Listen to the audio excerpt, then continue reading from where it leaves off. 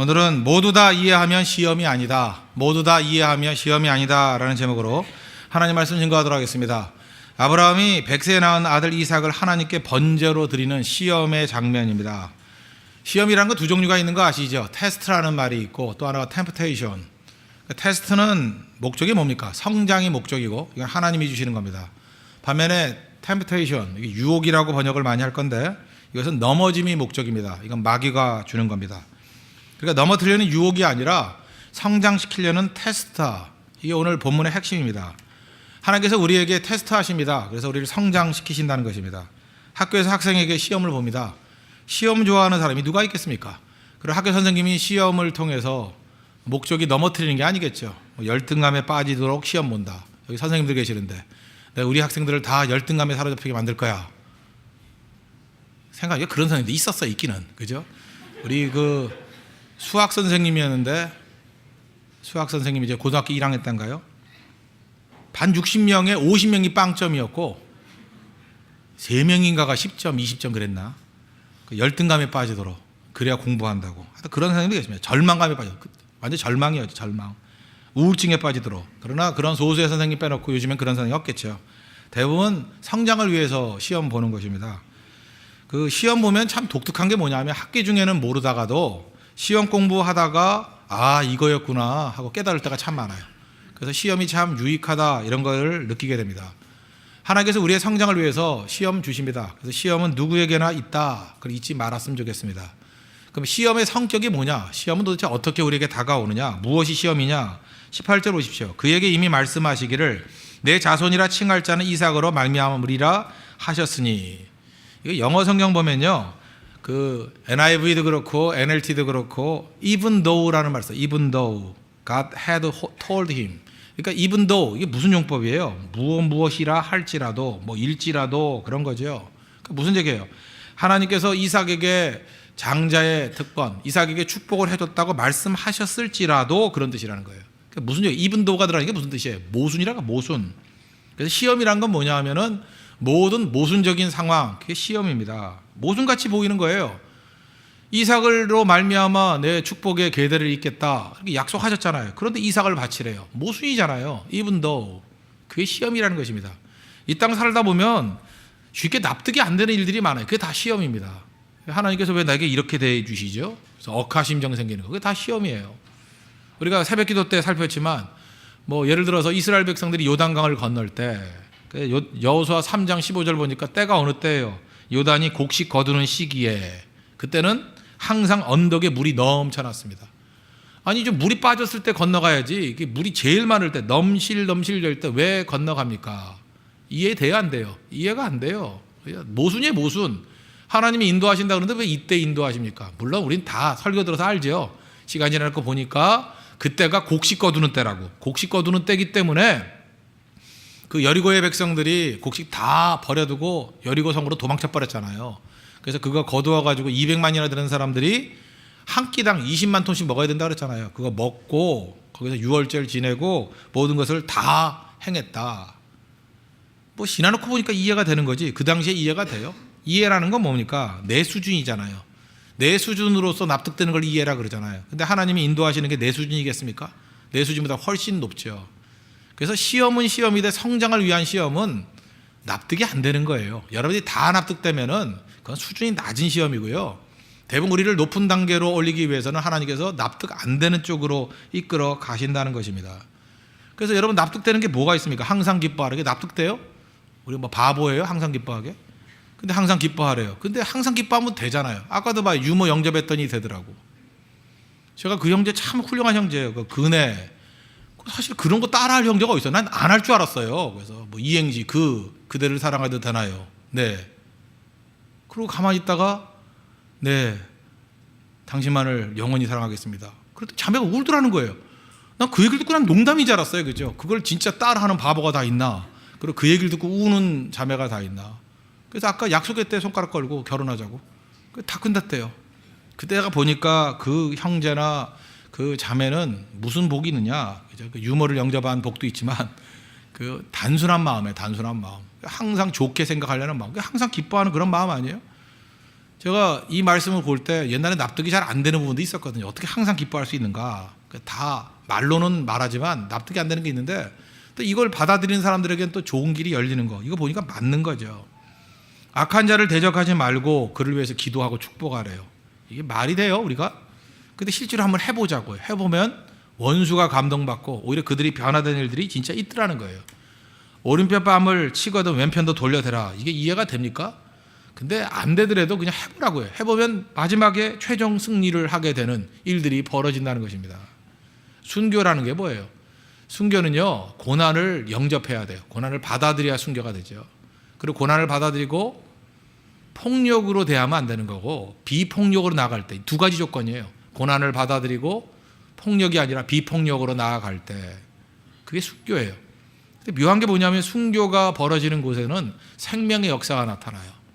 우리가 살아서 길길이 뛸 때 많은 일이 일을 것 같지만 그렇지 않습니다. 죽을 때, 썩은 한 알의 밀이 될 때 더 많은 열매를 거두는 일들이 우리 역사상 얼마나 많이 보게 됐습니까?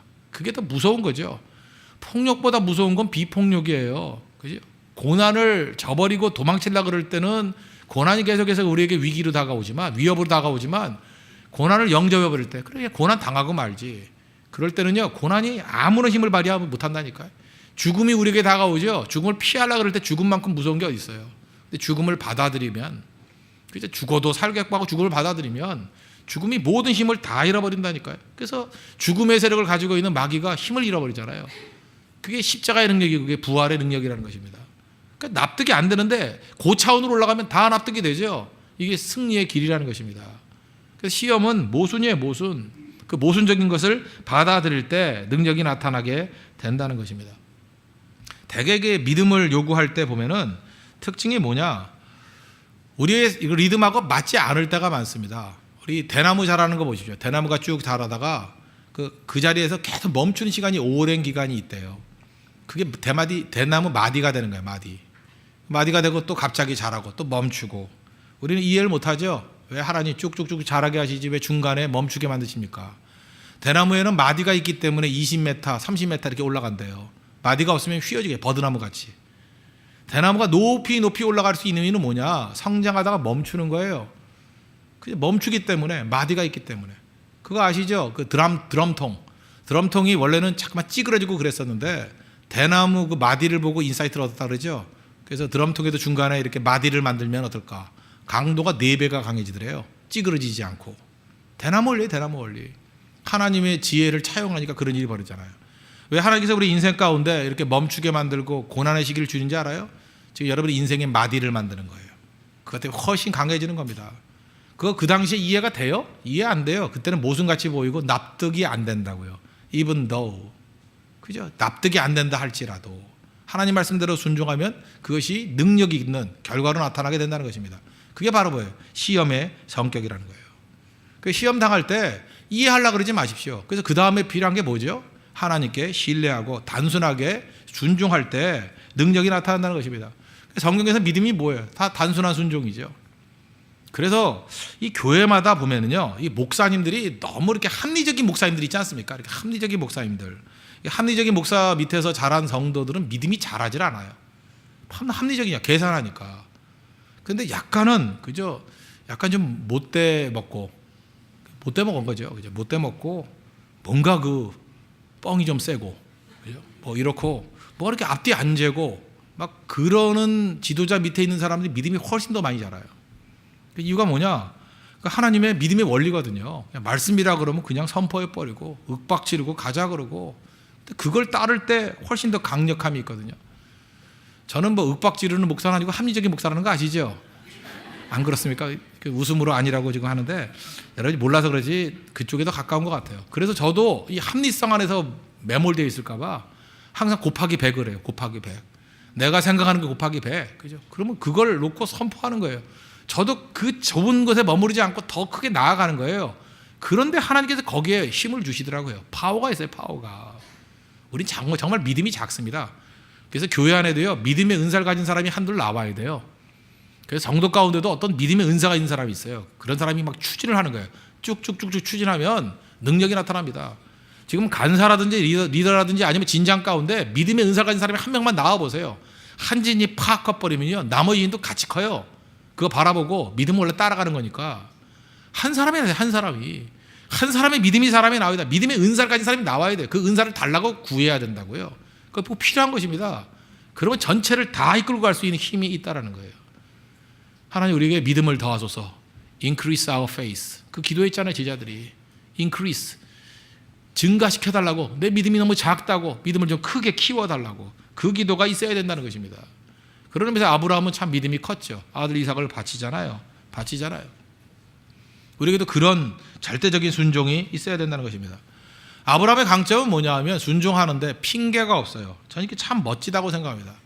아브라함이 이삭 바치지 않으려고 마음먹었다 그러면 핑계될 게 너무나도 많이 있죠. 생각해 보세요. 뭐 아비가 자식을 죽이는 게 천륜에 위배된다. 이런 거 뭐 끝나는 거 아니에요?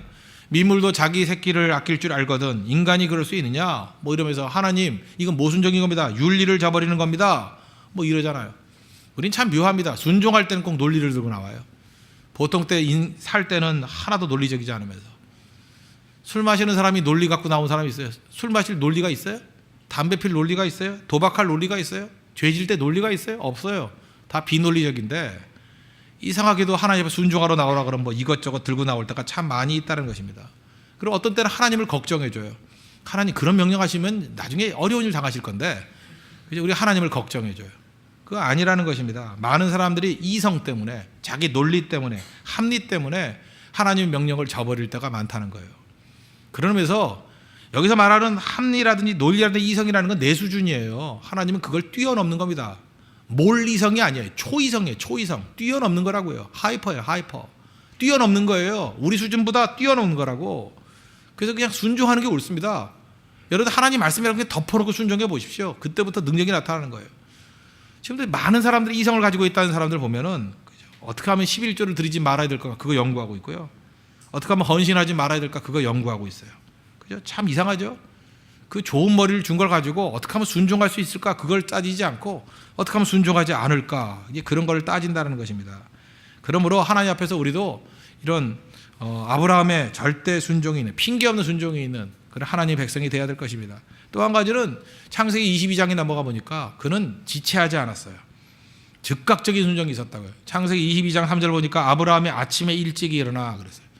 뭐든지 일이 되는 사람들을 보면 늦잠 자는 사람 아무도 없어요. 아침에 일찍이 순종할 때 급하게 순종해 버리잖아요. 빨리 머뭇거리지 않고 지체하지 않죠. 우리 인생 가운데 갈등과 시험이 많은 이유는 뭐냐 하면 자꾸만 지체하기 때문에 그렇습니다. 지체 없이 순종하는 이 모습 이게 능력이에요. 아브라함과 반대되는 사람이 누구냐? 롯이죠. 조카 롯. 창세기 19장 16절 보니까 그러나 롯이 지체하매 그 망할성 소돔과 고모라에서 나오라 그렇게 천사가 얘기를 해도 잠깐만 지체하는 거예요. 지체. 그게 롯의 마인드였다는 것입니다. 자기 살려준다 그러는데 지체예요. 그런데 아브라함은 아들 이삭을 바치라 그럴 때도 아침에 일찍이 일어났다는 것입니다. 여러분 순종에 있어서는 미루지 말고 즉각적인 순종이 있는 믿음의 종 되기를 바랍니다. 뭐 이번에 3차 특별새벽기도에 이제 반 남았다. 내일부터 나오라 그랬더니 4차 때 나올게요. 4차 때 여러분이 살아있을지 죽을지 어떻게 알아요 그거 그죠? 그럼 보장 못할 일이라고. 즉각에 즉각. 어차피 반 지났으니까 다음번부터. 아닙니다. 시작이 반이라 그랬잖아요 그죠? 시작하면 됩니다. 그거 뭐 다 채워야 되는 게 아니에요. 이번 기회에 하나님 앞에 기도 요청이 있을 때 헌신하고 충성하면 여기서부터 원래 막판에 더 큰 은혜가 있잖아요. 그죠? 그런 헌신된 마음, 지체 없는 순종이 있는 모습이 있어야 된다는 것입니다. 그리고 또 그의 순종은 그죠? 핑계 없고 지체 없고 또 세 번째로 순수한 순종이에요. 순수한 순종. 저 이게 너무 멋지다고 생각합니다. 얼마나 순수하냐? 창세기 22장 5절 보니까 이에 아브라함이 종들에게 이르되 너희는 나귀와 함께 여기서 기다리라. 얼마든지 핑계 댈 수 있잖아요. 그죠? 자기 하인들 데리고 가면서 하인들 볼 때 칼을 탁 들면 하인들이 말리지 않겠어요? 어이구 주인님 뭐 하시는 거예요? 도련님 나와요. 그리고 몸을 돌려 막을 수도 있잖아요. 그러니까 방해받지 않으려고 하인들은 여기 머물라 그랬다는 거예요. 핑계거리 없이. 정말 순수한 순종이죠. 또 하나 우리는 핑계대려면 정말 치사한 인간들은 그렇죠. 아내 사라와 의논하죠. 사라 일로 와봐. 그죠? 하나님께서 이삭을 죽이래. 그러면 그럽시다. 뭐 믿음으로 해야죠. 그럴 여자 있어요? 없죠. 반대할 게 뻔해요. 그죠? 뻔한 반대예요. 그럴 땐 말하지 않는 거. 이게 되게 중요한 겁니다. 여러분들이 어떤 문제를 상의한다고 하면서 꼭 보면은 반대할 만한 사람과 상의해가지고 안 해버리는 사람들 있죠. 그런 거 있지 않습니까? 뭐 예를 들어서 절대로 성교를 가면 안 된다라고 하는 신조를 갖고 있는 사람한테 가서 내가 이번에 성교를 가려고 하는데 어떻게 해야 될까요? 가지 마. 저분과 상의했더니 가지 말라 그래요. 그건 악한 거예요. 그죠? 저한테 와서 물어보세요. 무조건 가라 그러지. 그죠? 그런 거 똑같다라는 것입니다. 지금 사라고 상의해서 될 문제 아니에요. 아니라고요. 내가 순교하려고 그럴 때 어머니한테 가서 물어보면 어머니가 순교하라 그래요? 순교하라 그러냐? 순교는 고독한 겁니다. 혼자 하는 거예요. 그래서 혹시 순교하더라도 의논하는 거 아닙니다. 제가 혹시 순교하면 의논 절대 안 할 테니 걱정하지 마십시오. 그냥 죽을 때 가는 거예요. 순종도 의논할 문제가 있고 의논하지 않을 문제가 있다는 거예요. 우리 아브라함 이 멋진 모습이잖아요. 그죠? 자기가 어떤 결정을 해요? 순수한 거예요. 순수한 거. 하나님 앞에 티나 점이 없어요. 그리고 하나님께서 하라는 대로 그대로 순종하는 모습이 있더라는 것입니다. 그랬더니 이제는 문제가 뭐예요? 갑과 을이 바뀐 거죠. 하나님이 명령하시고 아브라함이 순종하는 거. 그러면 대개 명령을 받은 사람이 당황해야 되는 거 아니에요? 그죠? 하나님 뭐 이런 명령을 다 내리죠? 그래서 아브라함이 당황해야 되는데 너무 순종을 잘하니까 누가 당황해요? 하나님이 당황했어요. 근데 성경에서 하나님이 당황하는 유일한 모습을 여기서 봤어요. 아브라함아, 아브라함아. 하나님이 원래 2번 얘기 안 하거든요. 얼마나 급했는지 아브라함아, 아브라함아. 스톱. 그랬다고요. 하나님이 당황하잖아요. 그죠? 너무 순종하니까. 야, 여기 염소 하나 걸린 거 있으니까 저놈 잡아 죽이고 아들은 풀어줘라. 내가 이제야, 그죠? 이제야 now I know. 내가 이제 알았다고. 네가 나를 사랑하고 나에게 순종하는 것을. 성경의 표현은 그래요. 그래서 절대 순종은요, 하나님을 당황케 만드는 믿음입니다. 그리고 여기서 중요한 게 뭐예요? 여기서 여호와 이레라는 말이 나왔잖아요. 하나님께서 우리에게 황당한 말도 안 되는 것을 요구하실 때는요, 이렇게 생각하면 돼요. 우리 하나 배웠죠? 하나님이 준비해 두셨어요. 하나님은 준비 없이 우리에게 절대로 명령하시는 분이 아니라는 것입니다. 하나님이 준비해 두셨어요. 그래서 하나님이 뭐 바치라 그러면요, 그냥 신경 쓰지 말고 막 바쳐요. 그래서 하나님은 당황스럽게 다 바쳐버려요. 다 젊은도 바치고 야망도 바치고 재물도 바치고 뭐 하라고 하면 다 바치라. 목숨 걸으면 뭐 그냥 갖다 집어 던지고. 그러면 하나님께서 당황하셔서, 그죠? 이 정도까지는 아닌데 너 왜 그러냐? 야, 고정해라. 이렇게 나온다고요. 그죠? 이게 참 중요한 겁니다. 그죠? 하나님 앞에 우리 것을 다 드릴 때 하나님의 능력과 은혜가 드러나게 된다는 것입니다. 그래서 여러분, 합리성이라는 한계를 뛰어넘는 그런 신실한 하나님 백성 되기를 바랍니다. 그래서 우리 교회에서 좀 믿음의 용장들이 좀 나왔으면 좋겠어요. 이 아브라함의 믿음. 제발 이 합리성이라는 울타리 아래 갇혀 있는 그 답답한 믿음이 아니라, 그렇다고 무대뽀가 되라는 얘기가 아니에요.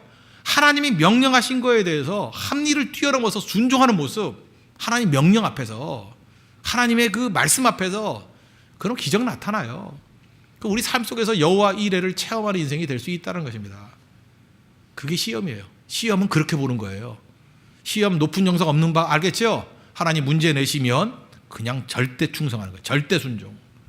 그러면 그때 하나님께서 A+ 줍니다. A+. 그리고 성장이 있고 승리가 있게 된다는 것입니다. 그리고 그 다음 단계, 하나님께서 이렇게 다 들리니까 이삭을 드리려고 그랬더니 하나님이 받으신 걸로만 치고 어린 순염소를 대신 바치라 그러고 다시 돌려주죠. 우리 인생이 대부분 그래요. 하나님께 드리면 하나님께서 우리에게 돌려주십니다. 그래서 이삭은 내 이삭이 아니라 돌려받은 이삭이에요.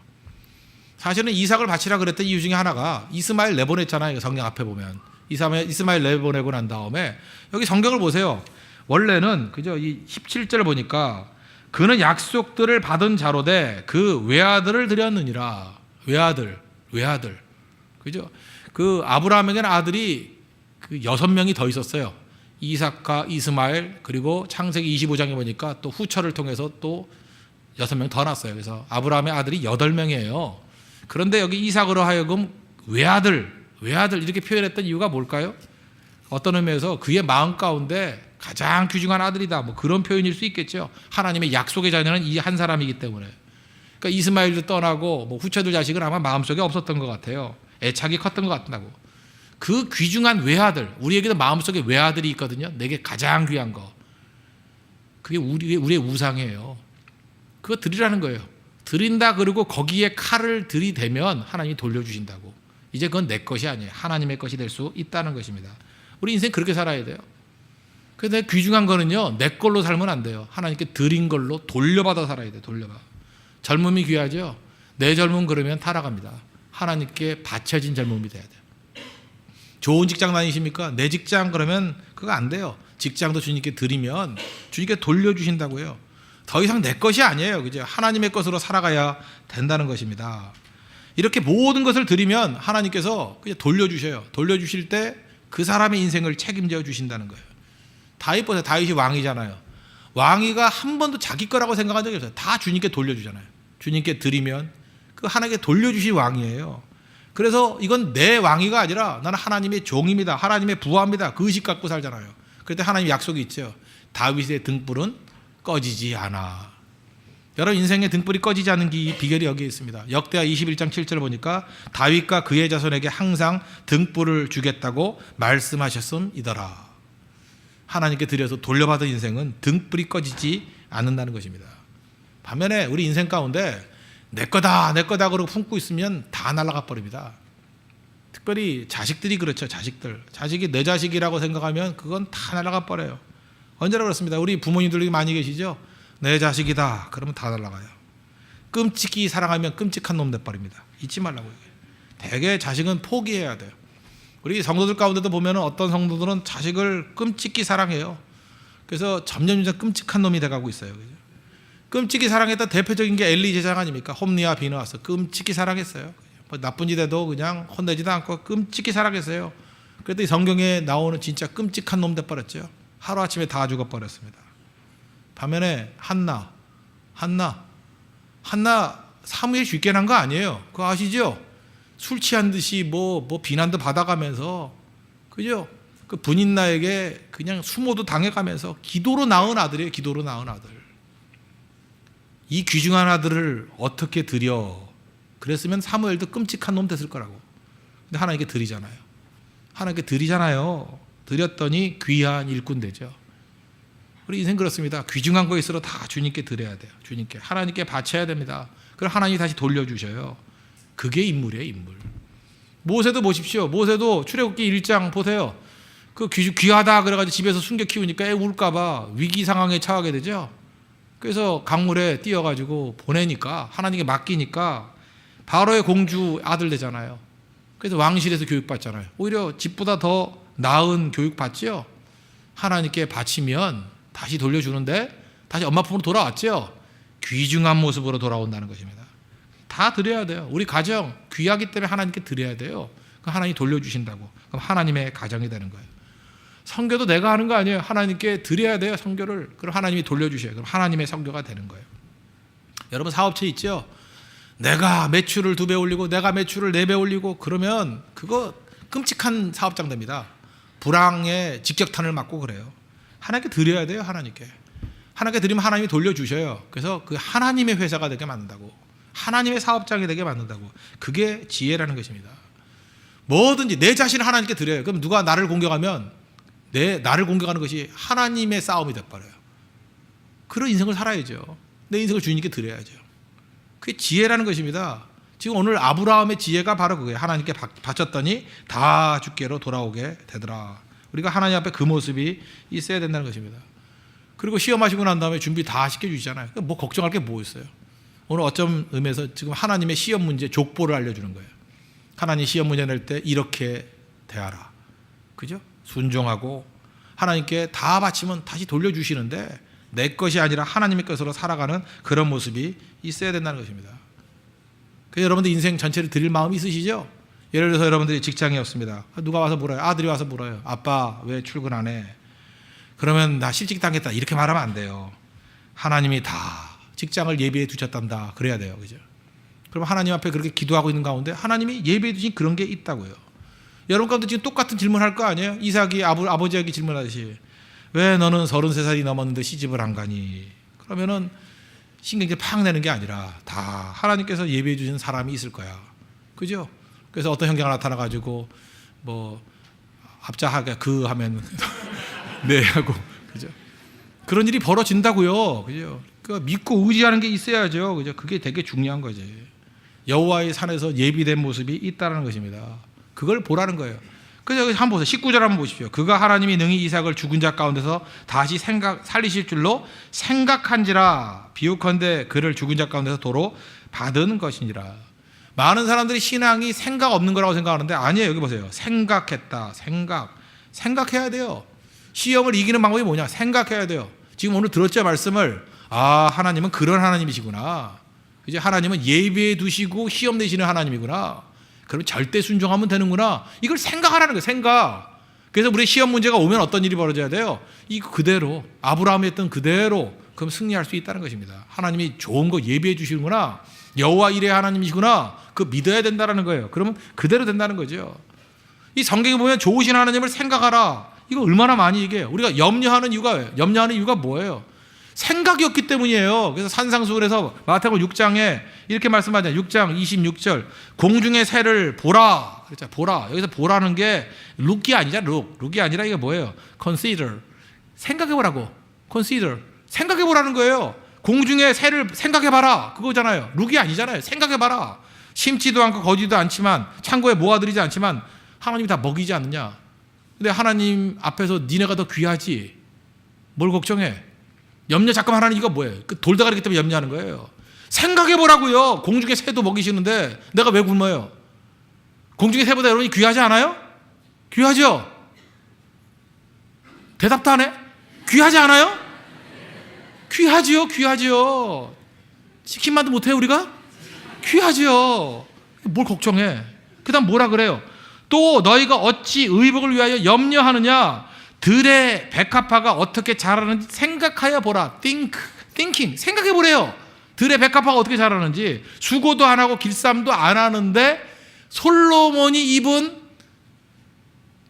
제냐 옷보다 멋지더라. 그 얘기예요. 그죠? 아시겠어요? 솔로몬이 입은 모든 옷보다 더 아름답다. 그러니까 생각해 봐라. 뭘 걱정해? 걱정하지 말라고요.